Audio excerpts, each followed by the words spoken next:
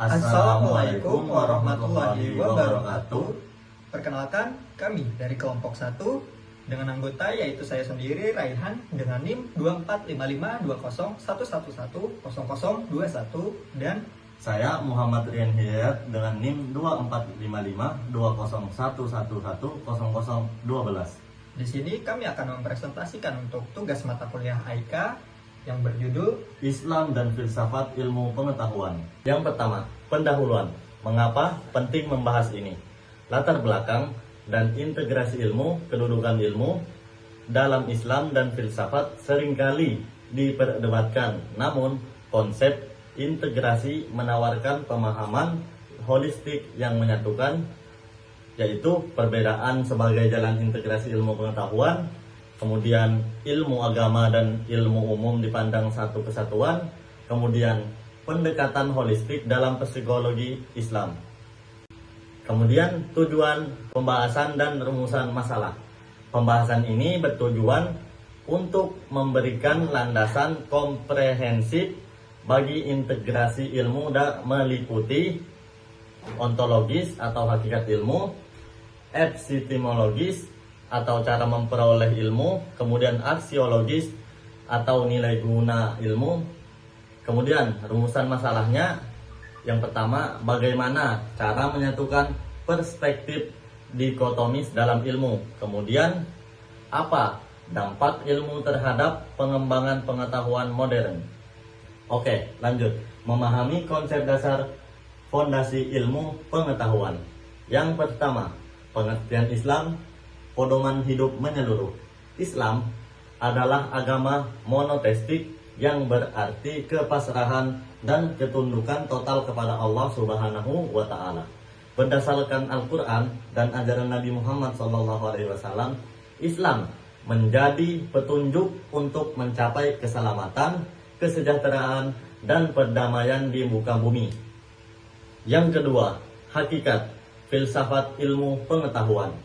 Di sini mempelajari hakikat, batasan, dan nilai ilmu yang meliputi yang pertama, ontologi, yaitu hakikat, realitas, dan eksistensi. Kemudian yang kedua, epistemologi atau asal-usul, metode, dan batasan pengetahuan. Yang ketiga, aksiologi, yang artinya nilai-nilai dan tujuan ilmu pengetahuan. Oke, yang ketiga, yang terakhir, karakteristik ilmu Islam versus Barat. Ilmu Islam mengintegrasikan wahyu dan nilai etika, sementara ilmu Barat lebih fokus pada empirisisme dan objektivitas. Kemudian konsep ilmu pengetahuan dalam Islam. Yang pertama, sumber ilmu, yaitu menu buk wahyu, Al-Quran dan Sunnah. Kemudian yang kedua, psikologi akal atau penalaran. Kemudian yang ketiga, preliminary pengalaman atau panca indera. Kemudian yang kedua, tujuan ilmu. Di sini ada moskwe atau mendekatkan diri kepada Allah. Yang kedua, publik manfaat duniawi atau kemaslahatan umat. Yang ketiga, lightbulb, menyikap tabir alam. Kemudian ada karakteristik ilmu. Di sini ada handshake holistik dan terintegrasi. Kemudian ada star berlandaskan tauhid. Kemudian yang terakhir, sil amanah atau tanggung jawab.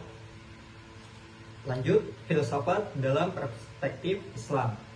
Pendekatan Islam dalam filsafat ilmu menawarkan kerangka pandang dunia yang khas, berakar pada asumsi, teologis, hingga metafisik yang membedakan dari perspektif sekuler. Yang pertama pada ontologi, yaitu hakikat realitas, fisik, dan metafisik.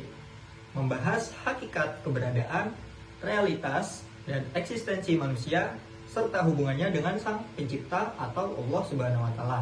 Berakar pada asumsi teologis hingga metafisik. Lanjut, epistemologi, yaitu wahyu, akal, dan pengalaman. Menyelidiki sumber dan metode pengetahuan.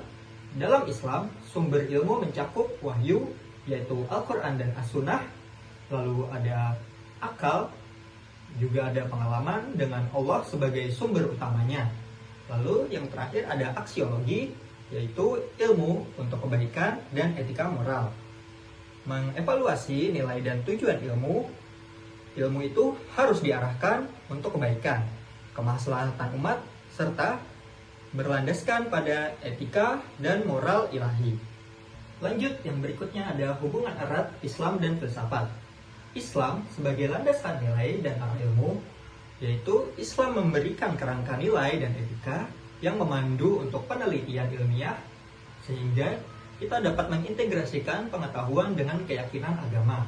Lalu ada ilmu pengetahuan sebagai produk pemikiran, di mana pengetahuan yang diuji kebenarannya dengan metodologi penelitian akan mengembangkan akal sebagai upaya spesial dan budaya. Lalu yang berikutnya ada filsafat sebagai alat analisis kritis, dengan mengembangkan pemikiran kritis melalui interpretasi dan penerapan kerangkanya, yaitu ontologi, epistemologi, dan aksiologi, sehingga ketiganya yaitu kesatuannya tak akan terpisahkan. Kesatuan tersebut mencakup agama, filsafat, dan ilmu. Ketiganya memiliki hubungan yang kompleks dan mendalam, mengenali misteri kebenaran dalam struktur pengetahuan yang luas. Yang berikutnya ada integrasi ilmu modern dengan nilai Islam, yang mana Islam sebagai dasar dari nilai dan pendorong ilmu akan memadukan antara sains dan agama untuk relevansi pendidikan, yaitu dengan cara menyatukan wahyu, akal, dan pengalaman.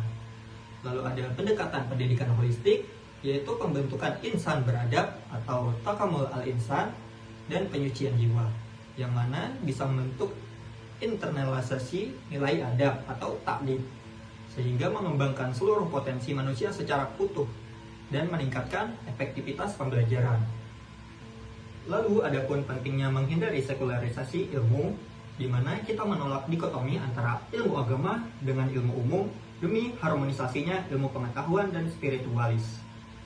Dan berikutnya ada sejarah dan faktor pendorong ilmu, yang mana akar klasik dari ilmu sendiri yaitu integrasi ilmu dalam Islam.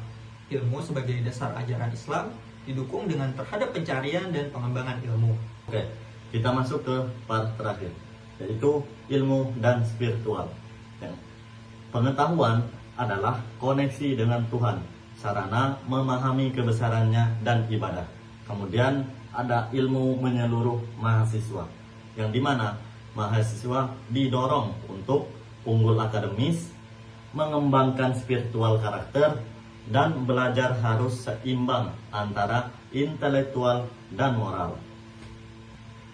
Kesimpulan dan saran, yang dimana ilmu menyeluruh untuk mahasiswa itu akan didorong untuk unggul dalam bidang akademik, mengembangkan spiritualis dan karakter, sehingga belajar harus seimbang antara intelektual dan moralnya. Lalu adapun etika dalam ilmu pengetahuan, setiap penemuan ilmiah harus didasari dengan kejujuran, integritas, dan tanggung jawab sosial. Seperti halnya ilmuwan muslim menjadi etika dalam hal ini. Siang-siang makan kuaci, Cakep. makannya bareng Ibu Asih. Aduh. Cukup sekian presentasi dari kami. Kami Kami ucapkan ucapkan terima kasih. Wassalamualaikum warahmatullahi wabarakatuh.